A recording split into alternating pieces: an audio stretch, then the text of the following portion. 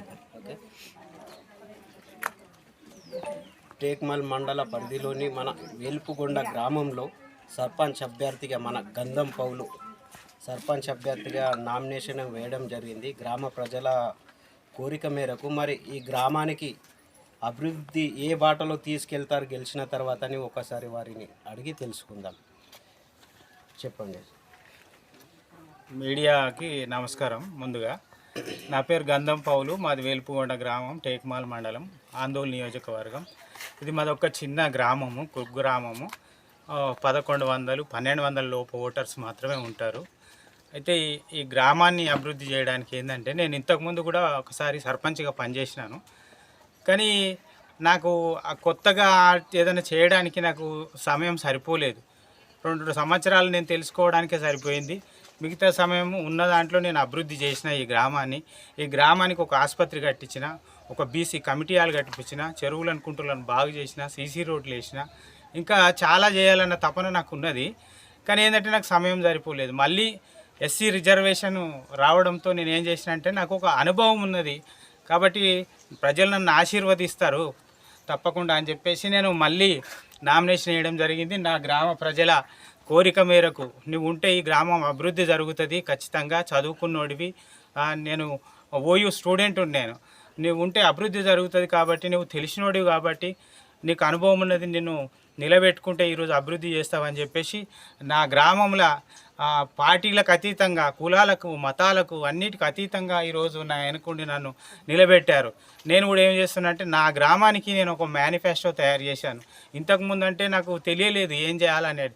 నేను వాటి మీదనే ఫోకస్ చేసి ఇంకా గ్రామాన్ని చాలా అభివృద్ధి దిశలో తీసుకుపోదామని చెప్పేసి నేను నా యొక్క తపన, నా కోరిక అదేంటంటే, ప్రత్యేకంగా నా గ్రామానికి ఒక అంబులెన్సు, నా తండా ఉన్నది, నాకు నా గ్రామం ఉన్నది.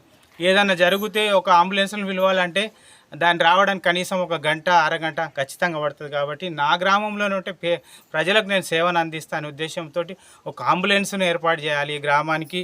మళ్ళీ అదేవిధంగా ఒక గ్రంథాలయం, చదువుకున్న యువత ఉన్నది, పుస్తకాలు, సరైన పుస్తకాలు దొరికాయి కాబట్టి దాని ఒక గ్రంథాలయం 1000-1500 పుస్తకాలతో ఒక చిన్న గ్రంథాలయం ఏర్పాటు చేయాలని. మళ్ళీ ఇంకా అదేవిధంగా నాకు నా గ్రామంలో ఎక్కడ చూసినా గ్రామ దేవతలు ఉంటారు.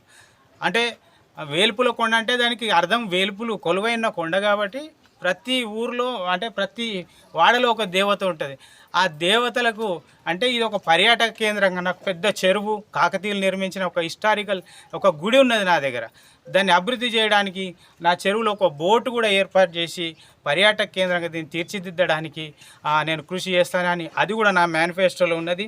మళ్ళీ ఇంకోటి ఏంటంటే, ఈ గ్రామంలో ఇప్పుడు మరి వాటర్ మంచినీళ్ళే వస్తాయి, కానీ ఇంకా మంచినీళ్ళు శుద్ధమైన మినరల్ వాటర్ తాపాలి నా గ్రామానికి, ఉచితంగా మినరల్ వాటర్ కూడా తాగించాలని అదొక మేనిఫెస్టోలో ఉన్నది.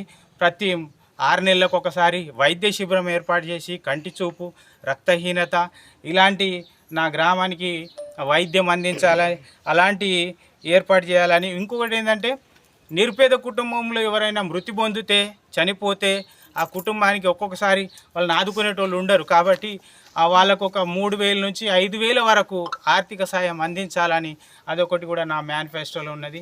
ఇది ఖచ్చితంగా నేను చేస్తాను. నా గ్రామం దూరం ఉన్నది 1 కిలోమీటరు. అక్కడ నుంచి గ్రామ ప్రజలు నడుచుకుంటూ రావాలంటే చీకట్లో వస్తారు కాబట్టి పోల్స్ వేసి దానికి వీధి లైట్లను ఏర్పాటు చేసి దాన్ని చక్కటి వెలుతురుతో రాత్రి ఉండేటట్టుగా ఏర్పాటు చేయాలని ఇవి నా మేనిఫెస్టోలో ఉన్నాయి. కాబట్టి ఇవన్నీ కూడా నేను ఏర్పాటు చేస్తాను, ఖచ్చితంగా హామీ ఇస్తున్నాను నా ప్రజలకు.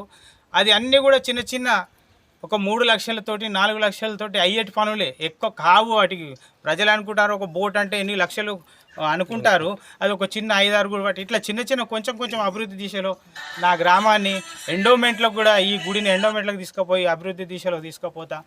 నా ఊరిని చారిత్రకంగా ఉన్నటువంటి కట్టడాలను నేను ఖచ్చితంగా ఈ సమాజానికి, ఈ బయటి ప్రపంచానికి కూడా, ఇంతకుముందు కూడా తుంబురీశ్వర ఆలయం కనుమరుగై ఉన్నది నా ఊర్లో. నేను సర్పంచ్గా ఉన్నప్పుడు నా తుంబురీశ్వర ఆలయం ఎక్కడ లేదు.